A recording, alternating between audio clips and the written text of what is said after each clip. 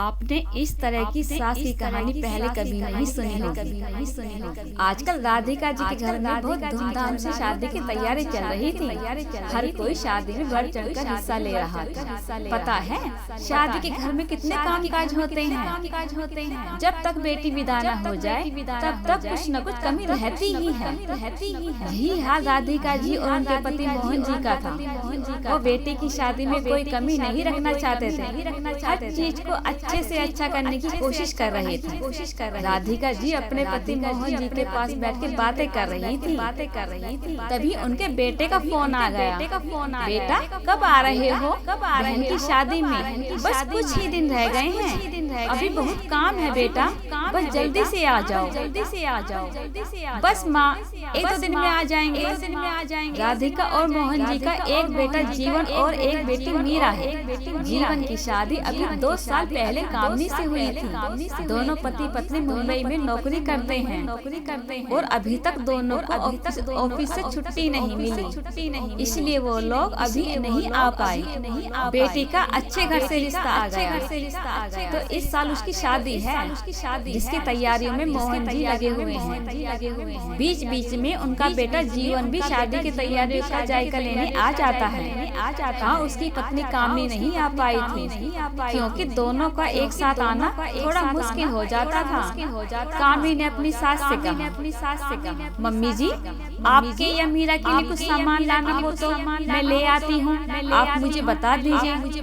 पति के हाथ से फोन लेते हुए कामनी बोली क्योंकि कामनी और उसकी सास का रिश्ता सास बहू का नहीं, एक दोस्त का था। कामनी हर बात बहुत ही आसानी से अपनी सास से कह लेती थी। नहीं बेटा, बस तुम अपनी तैयारी करके आना क्योंकि यहाँ तुम्हें कुछ लेने का समय नहीं मिलेगा।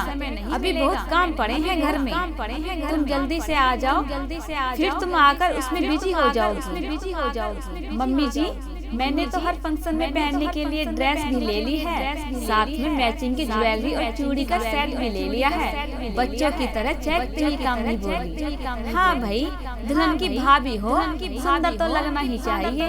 चलो ठीक है बेटा, फोन रखती हूँ, तुम लोग अपना ख्याल रखना, बस जल्दी से जल्दी आ जाओ। जिस दिन दोनों की फ्लाइट थी, फ्लाइट के कुछ देर पहले ही जीवन का फोन आया, पापा कामनी नहीं आ पाएगी, उसकी मम्मी को हार्ट अटैक आया है। उसके भैया भाभी को दूसरे शहर में आने में वक्त लगेगा क्योंकि वो लोग बिजनेस की वजह से आउट ऑफ सिटी हैं। तब तक कामनी को उनके साथ हॉस्पिटल में रहना पड़ेगा। हमारी फ्लाइट आज शाम की है, इसलिए मैं अकेला ही आ रहा हूँ।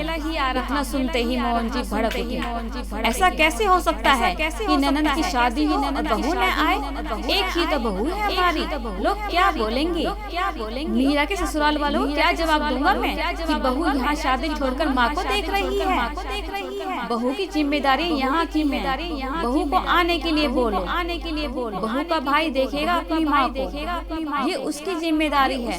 तुम बहू को लेकर तुरंत यहाँ पहुँचो। सुन रहे हो ना मेरी बात? बहू नहीं आई तो तुम भी मत आना, मोहन जी ने अपने बेटे से गुस्से में बोला।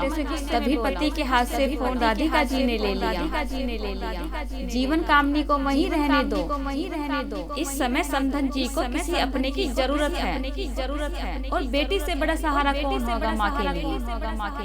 बहू की वहाँ ज्यादा जरूरत है। यहाँ हम देख लेंगे। माँ के पास कामनी रहेगी तो उनकी हिम्मत बंधी रहेगी। अपनों का प्यार विश्वास हो तो इंसान जल्दी ठीक हो जाता है। लोगों की चिंता मत करो। उनके कुछ कहने के डर से हम अपनों को बीमारी की हालत में अकेला नहीं छोड़ सकते। बहू को कहना सब ठीक हो जाएगा, चिंता न करे और बिल्कुल भी परेशान ना हो। उसकी माँ जल्द से जल्द ठीक हो जाएगी। बेटा अब तुम एयरपोर्ट जाओ, तुम्हारी फ्लाइट का टाइम हो गया है। राधिका के ऐसे कहने से पति मोहन जी की नाराजगी और भी बढ़ गई। अब वो पत्नी पर चिल्ला रहे थे, तुम्हें किसने कहा बीच में बोलने के लिए? तुम्हें न तो कोई जानता है और न ही पहचानता है। लोगों के सवालों का जवाब तो मुझे ही देना पड़ेगा। तुम बेटे और बाप के बीच में क्यों आ रही हो? लोगों के सवालों का जवाब तो मुझे मुझे ही देना है। तब राधिका जी चुप न रह सकी और बोली, क्यों, क्या मेरे बेटे और बहू पर मेरा अधिकार नहीं है? वो मेरे बेटे बहू नहीं है, मैं उनकी माँ नहीं हूँ। कुछ बोलने का हक सिर्फ तुम्हारा ही है, मेरा कुछ नहीं है। और मैंने गलत क्या बोला? हर गलत बात को दोहराना ही क्या इस घर का रिवाज है? राधिका का तीन निशाने पर लग और मोहन जी की आगे बोलने की हिम्मत नहीं हुई, बस गुस्से में बड़बड़ाते हुए चले गए। राधिका न जाने किस बात का दर्द आज तक ले बैठी थी। राधिका की आंखों से आंसू बहने लगे। उसे आज भी उन यादों को याद करना मुश्किल हो रहा था। उसकी चचेरी ननंद की शादी थी। उसी दौरान उसकी मम्मी की तबीयत खराब हो गई। जब उसने मोहन जी से माँ को देखने की बात कही तो मोहन जी ऐसे ही भड़क रहे थे जैसे आज राधिका ने कितना बड़ा गुनाह कर दिया। राधिका, तुम घर की पहली और बड़ी बहू हो। इस समय तुम्हारी जरूरत यहाँ है, वहाँ तुम्हारा भाई देख लेगा।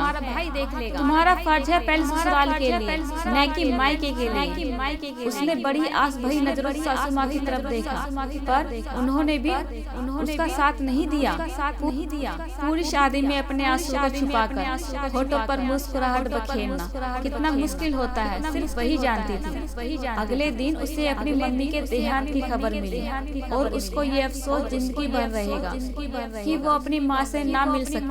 लेकिन उस पर जिम्मेदारियों का बोझ डालकर मना कर दिया गया था। ऐसा नहीं था कि बहू के न आने से दुखी नहीं थी, लेकिन फिर भी वो चाहती थी कि कामनी अपनी माँ के पास रहे, क्योंकि माँ सिर्फ बेटे की जिम्मेदारी नहीं होती है, बेटियों की जिम्मेदारी भी होती है। और एक बेटी से वो ये हक नहीं छीन सकती थी। वो नहीं चाहती थी जो उसके साथ हुआ वो उसकी बहू के साथ भी हो। आज भी उसकी आंखों में आंसू थे, मगर खुशी थी कि उसने अपनी बहू का साथ दिया। उसकी बहू को उस दर्द से नहीं गुजरना पड़ेगा जो उसने स्वयं भोगा था। लेकिन ये बात वो अभी तक समझने में असमर्थ थी, क्योंकि बहू हो जाने से बेटी की अपने माता पिता के लिए जिम्मेदारी खत्म कैसे हो सकती है? बेटों की तरह बेटियां भी अपने माँ बाप की जिम्मेदारी उठा सकती हैं, क्योंकि माँ को खोना क्या होता है वो राधिका जी बहुत अच्छे से समझती थी। शादी के बाद बेटी की जिम्मेदारी बस ससुराल की नहीं होती, वक्त आने पर वो अपने माँ बाप की जिम्मेदारी भी उठा सकती है। दोस्तों, कैसी लगी आपको हमारी यह कहानी? अगर अच्छी लगी हो तो लाइक और सब्सक्राइब करना ना भूलें। फिर मिलते हैं एक और अच्छी सी कहानी के साथ। तब तक के लिए बाय बाय, धन्यवाद।